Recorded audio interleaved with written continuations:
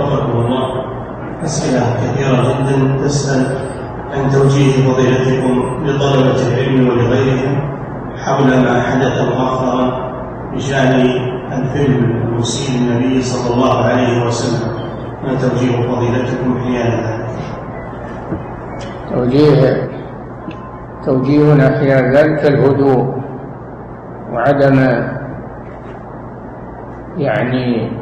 الإنكار بهذه الطريقة، مظاهرات أو اعتداء على الأبرياء أو إتلاف أموال، هذا لا يجوز.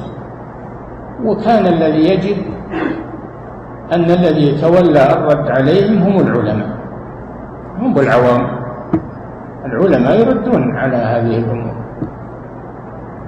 والتزام الهدوء. هم يريدون التشويش علينا ويريدون إثارتنا، هذا اللي هم يريدون، ويريدون أن نتقاتل بيننا، الجنود يمنعون ولا يهاجمون، ويحصل ضرب ويحصل قتل ويحصل تجريح ويحصل. هم يريدون هذا الهدوء، ويتولى الرد عليهم أهل العلم والبصيرة، أو لا يرد عليهم ولا يسوون من يرد عليهم.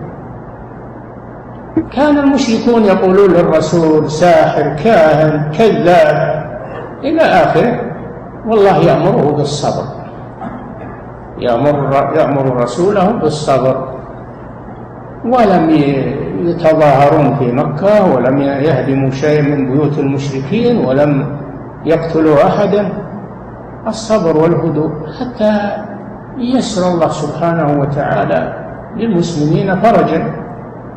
الواجب هو الهدوء، خصوصا في هذه الأيام وهذه الفتن وهذه الشرور الآن القائمة في بلاد المسلمين.